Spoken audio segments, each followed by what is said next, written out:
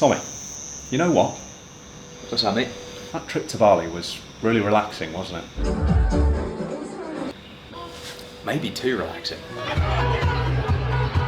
Really productive as well. Yeah, got so much done.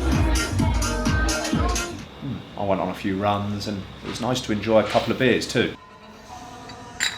Yeah, just some casual beers. Low-key beers. Low-key beers. So yes, we may have kicked the arse out of it ever so slightly in Bali, but if you can't have a good skinful before going on a 13,000 kilometre run, when can you? And finally, we've got some good news. The good news, as of 1200 local time on the 5th of August, we have had confirmation that the ship has made it to China and the van has safely made it off the boat. It started, didn't need any emergency repairs.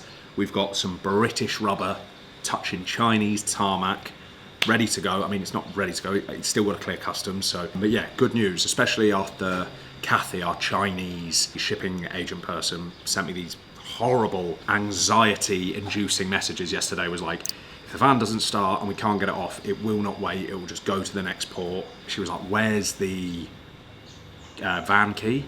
You know, all these things, you know, I've never shipped a van anywhere before, but you would obviously assume it was, because it's roll on, roll off. But yeah, just absolutely buzzing to have that news. I knew the van wouldn't let me down, despite some of the YouTube comments I've had in the past.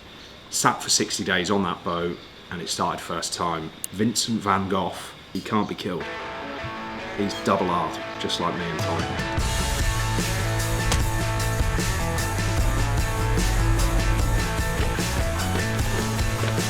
Bush. How's it going, dude? Right. Bleeding hot, innit? I'm dripping like an egg butty. Yeah, just going out on these runs, mate, really highlights that we're going to have to start early in China, because it's what, 10 o'clock? And already it is excruciatingly warm, very hot. All good in the hood. Not too many laps to the estate anymore. We're off to China in a few days, baby. Woo! Yo. Hello there. How was that? Another hot one, mate. Right, I'm gonna go shower, then we'll do question and answer.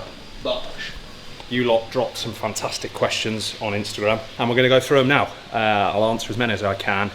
Some good ones, some rubbish ones, and some extremely interesting ones. I'm gonna go shower, and then we'll crack on. The footage everyone wants to see. Oh. Just tell them why I'm in the shower with You're in the shower with me because Tommy is an absolute pervert. Well, obviously, one of my sponsors, Bob Body Wash, partnered with me to make the run happen. So, yeah, just wanted to introduce you and the YouTube audience to one of my amazing sponsors. You buy this, you never ever buy shower gel bottles again. Comes with a nice little shower mount there as well. Perfect for travel, super convenient. So yeah, that's why I'm using it. Right, get out so I can do my house crack. Oh, good, right. Welcome to the first Q&A of the run and the return of the Mac, aka the Winners Never Quit podcast. Yes, if you're not aware, if you're watching this on YouTube, used to run a podcast and we're starting it back up. I'm just going to be answering your questions, everything you want to know about the run, life, agony aunt, you name it, I'm going to do it. And if you're listening to this on Spotify, you can watch this on the latest YouTube video. So let's get straight into some questions. Right, here we go. Question from Claire. My trainers ran off to China, what should I do? She's referring to me. Claire's one of my clients, lovely lady, absolutely smashing it. Mama one, works in the police force, getting after it, running her first marathon in October, I believe. So if you're struggling for training, right? And this question I get asked, you know, should you go to an online coach? Should you get a personal trainer in the gym, join a run club, dry club, whatever? Find what works for you. And my biggest training tip is find something you enjoy doing. So say if you just want to lose weight, right? And you're like, right, I'm going to run. But if you hate running, even when the conditions are perfect, slightly overcast, bit of sunshine, you're never going to run during the winter, before work, when you're hard pressed. You're always going to find an excuse not to do it. So my biggest training advice is find something you enjoy. It'll be a lot easier to stick to. How many bush poos will be taken That might be some kind of record. A question I get asked about a lot is poo when doing these expeditions. On the row, we used to poo into a bucket and then just chuck it over the side. On the run, how many wild poos will I do? Probably a lot. Me and Tommy have been in Indonesia now for what? Since the 21st? So we've been in here over 2 weeks. I can count the amount of solid poos I've done on one hand. Tommy hasn't even done one solid poo yet. So yeah, there's probably going to be a lot of wild poos. We might keep a tally of that. Next question, where is Tommy sleeping? In the coffin bed. So I've got a lovely Ford Transit van and I've converted it, and the reason I call it the coffin bed, it's quite small, but luckily Tommy is, he's not 6 foot plus. Sorry Tommy, I've just outed him there to the female. So yeah, he's going to be in the coffin bed. Graham 6965, not a question, just good luck, smash it. Thank you very much Graham, 6965. Any girls on the way, one for each country perhaps? Anglo_S_90, no. This isn't a pleasure trip, all right? We're not here for leisure, we're here purely for business, all right? 50k a day for 250 days. We're here strictly business, my friend. How many calories am I going to be going through? I'll probably be burning over 5,000 calories a day. When you were on the road, we're burning 6,000-7,000. It actually becomes quite difficult to then get those calories back in you. And this is sort of what's contradictory. The easiest way to get that amount of calories in you is high processed food, because they're full of calories and, you know, other bits and bobs. And yeah, they might not be full of vitamins and minerals, etc. But if you just need calories in to replace the calories you have burnt, then they're a great way to do that.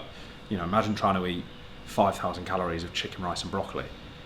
You'd have a table for which would be physically impossible. So we'll obviously be eating Huel because they're one of the sponsors and I quite enjoy it, and also it's perfect when you're on the go. In fact, if you do want to have some Huel, use my code Beijing to London, all one word, all uppercase, and I think you get money off your first order. If you could only eat one vegetable for the rest of your days, what would it be? Cracking question here from Big Evs. Potato. They're so versatile, aren't they? Wedges, fries. Potatoes a vegetable? Are you sure? And there's your line. Potato is a vegetable. I told you it was. See, this is. Has anyone worked with a young thruster of a 19? Like he's. Calling an onion a vegetable. Well, it is a vegetable. It's not. See, that's the difference between knowledge and wisdom. Okay, okay, right. I'll pick a different one. Carrot. Is that acceptable, Thomas? Yeah, carrots are vegetable. Okay, carrot. Yeah. I'd pick a carrot. Roast them. They're delicious. Stew them. They're delicious. You can have them raw. What would Tommy pick? Probably carrot, yeah. Yeah, carrot, me and Tom. Like absolutely no. Cauliflower cheese. Cauliflower steak. Yeah. What's that like? Fried cauliflower? It's like spicy. You get a Wagamama's. Cauliflower's a good one. Right, Dermford. I'm thinking of getting a dog. Do you think it should sleep upstairs or downstairs? For me, I think you need to train your dog. You need to crate train it. It's good for you, good for the dog. They have their own area that they can go. If there's loads of people in the house, they're overstimulated. There's fireworks, etc. Go in their crate. They love their crate. Live in the crate. And then you can always let it up for a little treat. If you let it sleep upstairs, if you ever want it to then sleep downstairs, you're going to struggle to untrain that. So that would be my opinion, Dermford. What are you most excited for? I think I'm most excited for Uzbekistan. Very untravelled. Loads of people have been to Asia. I'm actually also looking forward to China. Quite rogue. Just places people haven't been and I don't know a lot about. So yeah, those are the things I'm looking forward to the most. What country will be the hardest? Probably Azerbaijan. Reason being, they've got quite tight border controls since COVID and they haven't opened them up. So we might have to run to the border, ship the van over via lorry, fly out, pick the van up and crack on. So yeah, few moving parts there, but we should be okay. Do you have replacement knees? I've already had one knee replaced. Actually not technically full replacement, but I've had major knee surgery. So no, I haven't got another one. Don't want another one yet for another 30 years. And then the final question from Evs again. If you poo yourself whilst drunk, which would you sacrifice to wipe, a sock or your undies? This has actually happened to me before. I'd had a drink, but I wasn't drunk, and I was running to the tube station in London. Dart into this alley, find a bush, houses on either side of this alley, and then obviously I'm there with my pants around my ankle. I quickly had to take my sock off to wipe my bum. Not my proudest moment, but yeah, I had to do it. Thanks for all the questions, guys. Hope you enjoyed that feature. If you've got any questions that I didn't answer, put them in the comments below, and stick around. Here's the next part of the video. Later that year, he would break the world record in Chicago with a time of 2 hours 7. Sport just feels like an arms race. It's happening in ultra running too. 450-pound shoes that didn't last very long, supplements and ultra high carb fueling strategies that cost a fortune, continuous psychological testing, wearable tech, etc, etc. Running is supposed to be a simple sport, and the reality is that if you want to be a successful athlete, you have to train and recover really hard. Genetics plays a big part as well. Well, You can take all the supplements, sports science and all the rest of it and wear all the Gucci shoes you want. If you haven't got it, you know what I mean? You know, not just anybody can start taking supplements, working with a psychologist, and then become you need to listen a to a marathon book. winner. You need to listen to a book called Bounce, and it's the myth. You told me about it. Did you listen to it? No, but I remember you telling me. And on that note, I'm going for my final run in Indonesia. 10k, nothing crazy, nice and chilled, running simple. It's a simple sport. See you in an hour. Start listening to that book while I'm away. Minutes, come on, Scott. Yeah. Blast it, 38 minutes.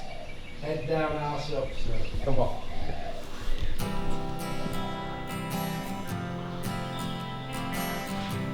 Oh yeah, Tuesday you'll be running. Oh, wow. Yeah. Only, what, 2 days now? Yeah, that's right, yeah. No kind of adjustment time, just, yeah, Oh, yeah. Well, into China and off we go. you spend a lot of time apart from Jack. Do you think this will just be like another segment before you see him again? Yeah, absolutely. He's threatened to come over here next year with his girlfriend Charlotte. But, so yeah, we'll hope he makes it next summer. Yeah, it's good to see you go because you're getting on with it, and I can see that you're both really keen.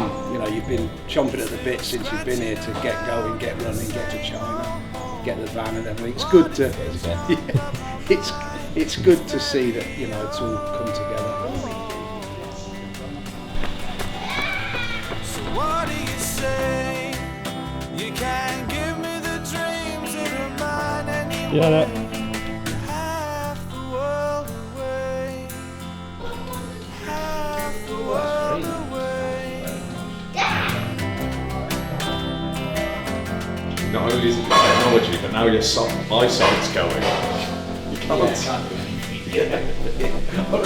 I don't reckon your eyesight's bad. No, it is. Yeah.